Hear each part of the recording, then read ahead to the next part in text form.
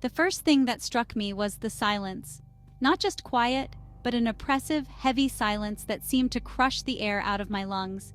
It was as if the entire world had paused, holding its breath. I sat up, blinking, disoriented. My mind was foggy, struggling to piece together how I had ended up here. I was slumped in an uncomfortable plastic chair, the kind you find in airport waiting areas, the kind that makes you shift every few minutes, trying to find a position that doesn't hurt. Where was everyone? The terminal, usually bustling with life, was eerily empty. I stood, my footsteps echoing in the vast emptiness of the terminal. Each step seemed to amplify the silence, making it even more unbearable. The sound of my shoes against the polished floor was the only indication that time was still moving. Check-in desks stood abandoned, luggage carousels frozen mid-rotation. It was as if everyone had just vanished, leaving their belongings behind. The sight was unsettling, like a snapshot of a world that had suddenly stopped. I noticed a boarding pass lying on the floor, covered in a thin layer of dust. It was a stark reminder that this place was once full of people, each with their own destinations and stories. The digital clock on the wall blinked, stuck at 3:42. Something was terribly wrong. Time itself seemed to be frozen, adding to the surreal atmosphere. I couldn't shake the feeling that I was trapped in a moment that wasn't meant to be. I walked over to the large windows overlooking the runway. The tarmac was empty, no planes in sight. The sky was a dull gray, adding to the sense of desolation. It was as if the entire world had been abandoned. I pulled out my phone, hoping for some connection to the outside world. No signal. The screen was blank, offering no answers. Panic started to set in. What had happened here? Where was everyone? I sat back down, head in my hands, trying to make sense of the situation. The silence was deafening, a constant reminder of my isolation. I had to find a way out, but where would I even start? Gathering my resolve, I stood up once more. I couldn't just sit here and do nothing. I had to find answers, no matter how daunting the task seemed. The silence in the terminal was overwhelming, but it wouldn't break me. Not yet.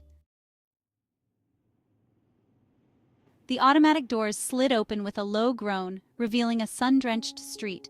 The light poured in, casting long shadows on the pavement, but there was no one to see it. The street, once bustling with life, now lay eerily silent. But there were no taxis, no buses, no bustling crowds of people. The usual cacophony of city life was replaced by an unsettling stillness. The absence of honking horns and chattering pedestrians was palpable, almost deafening in its silence. Just empty sidewalks baking in the midday heat. The sun beat down mercilessly, creating mirages on the asphalt. The heat waves danced, but there was no one to witness their ghostly ballet. I walked for what felt like hours, my footsteps echoing off the silent buildings. Each step seemed to reverberate through the empty streets, a stark reminder of the solitude that enveloped the city. The buildings, once filled with the hum of activity, now stood as silent sentinels. The silence was unnerving. No car horns, no music, no distant sirens. It was as if the city itself was holding its breath, waiting for something to break the stillness. The usual sounds of life were conspicuously absent, replaced by an eerie quiet that seemed to stretch on forever. Just the sound of my own breathing and the crunch of my shoes on the pavement. Each breath felt louder, each step more pronounced. The city, once a symphony of sounds, was now a silent stage, with me as its lone performer. The city, once a vibrant hub of life, now felt like a ghost town, a deserted film set. The streets, the buildings, the very air seemed to whisper of a time when life thrived here. Now it was just a memory, a shadow of its former self. The emptiness was overwhelming, a stark contrast to the vibrant life that once pulsed through these streets. It was as if the city had been paused, waiting for the return of its inhabitants, waiting for the life to return. The Grand Hotel had always been a beacon of luxury. Now its grand facade loomed over the deserted street like a mausoleum. The revolving doors were frozen, forcing me to use a side entrance. Inside, the air was thick with the smell of dust and decay. The emergency lights cast long, eerie shadows. The elevators were dead, so I climbed the stairs, each step echoing in the silence. I found a room on the 10th floor, its luxurious furnishings now coated in a layer of dust. Food was running low. I remembered the sprawling mall a few blocks from the hotel. It was a city within a city, filled with restaurants and grocery stores. But as I walked through the shattered glass entrance, the silence was deafening. Restaurants were abandoned, tables set for meals never served. Supermarkets, once overflowing with food, now had empty shelves, picked clean. The only sounds were my own footsteps and the rustling of wind-blown trash across the polished floors. Section 5. Useless gadgets, broken world. My phone was dead, the battery drained. My laptop, my tablet, all useless without electricity. The gadgets that once connected me to the world now felt like dead weights. The world had shrunk to the immediate, the tangible. The silence was broken only by the natural world, the wind whistling through the canyons of buildings, the birdsong that now seemed deafening in the absence of human noise. The world had changed, and I was adrift in the silence. Section 6. A zebra in the city. It was in the deserted zoo that I met him. A lone zebra standing bewildered amidst the empty enclosures. He was skittish at first, but hunger drove him closer. I shared my meager rations, and an unlikely bond was formed. I called him Stripes. He followed me back to the hotel, his hooves clicking on the pavement. In a world turned upside down, his presence was a comfort, a reminder that life, however strange, goes on. Section 7. Finding sanctuary in the depths. The hotel basement became our refuge. There we discovered a hidden oasis, a natural spa fed by underground springs. The water was warm, a soothing balm in the cold, silent world. We bathed, drank, and found a strange peace in the heart of the abandoned city. Stripes, with his keen senses, alerted me to danger. I scavenged for food, venturing out into the silent city, always returning to the sanctuary of our subterranean haven. Section 8. Days of sun, nights of stars. Days turned into weeks, then months. With no electricity, we lived by the rhythm of the sun and moon. Sunrise brought the promise of foraging, sunset the comfort of our warm spring. The night sky, free from light pollution, blazed with a million stars. We adapted. I learned to read the stars, to find my way by the sun. The silence, once oppressive, became a space for reflection. The city, stripped bare, revealed its hidden beauty. Section 9. A glimmer in the forgotten tunnels. One day, exploring the network of service tunnels beneath the hotel, I saw it. A faint glimmer in the distance, a shimmering distortion in the air. It pulsed with an eerie blue light, like a beacon in the darkness. Cautiously, I approached, Stripes close behind. The air grew colder, charged with an unnatural energy.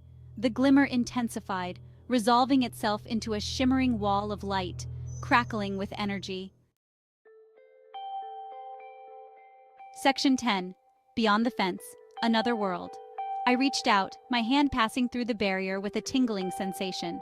On the other side, I saw a figure approaching. A man, his face etched with shock and disbelief. He spoke, his voice a torrent of words I couldn't understand. He was a scientist, he explained, part of a team researching a new form of energy, an experiment gone wrong, a space-time anomaly. He had been trapped on the other side, a prisoner in his own creation. Section 11. The incident and the isolation. It was a day that changed everything, a day that would be etched into the annals of history. The city, once bustling with life and energy, now stood eerily silent, a ghost of its former self. The city, he explained, wasn't empty. It was far from it. Beneath the surface, beyond the visible spectrum, life continued in a way that defied our understanding. It was out of phase, existing in a bubble of warped space-time, invisible and inaccessible to the outside world. This bubble was a prison and a sanctuary, a paradox that held us captive. The incident, the anomaly, had cut us off, trapping us in a silent, timeless bubble. It was as if time itself had been twisted and contorted, leaving us in a perpetual state of limbo. I learned of their efforts to undo the damage, to bring the city back. Scientists and engineers worked tirelessly, their faces etched with determination and hope. They believed that with enough time and effort, they could reverse the effects of the anomaly. They had been watching me, he said, amazed by my survival. I was not alone. There were others scattered throughout the city, each of us a testament to human resilience and the will to survive. And in that moment, surrounded by the silence of the city, I felt a profound sense of connection. The silence was not just an absence of sound, but a presence, a living entity that enveloped us all. I felt a glimmer of hope. It was a fragile thing, like a flickering candle in the darkness. But it was there. The hope of reconnection, of finding a way back to the world we had lost. The hope of reconnection, of unraveling the secrets of the incident, and of understanding the forces that had brought us to this point. There were so many questions, so many mysteries that begged to be solved, and of perhaps one day breaking free from this silent, beautiful prison. The city, with all its secrets and its silence, had become a part of us. But we longed for the day when we could step out of the shadows and into the light once more. The collective effort of the survivors, the shared determination to overcome the odds, was a beacon of hope. We were not just fighting for our own survival, but for the future of the city, for the possibility of a new beginning. Memories of the past, of the city as it once was, fueled our resolve. We remembered the laughter, the joy, the vibrant life that had once filled the streets.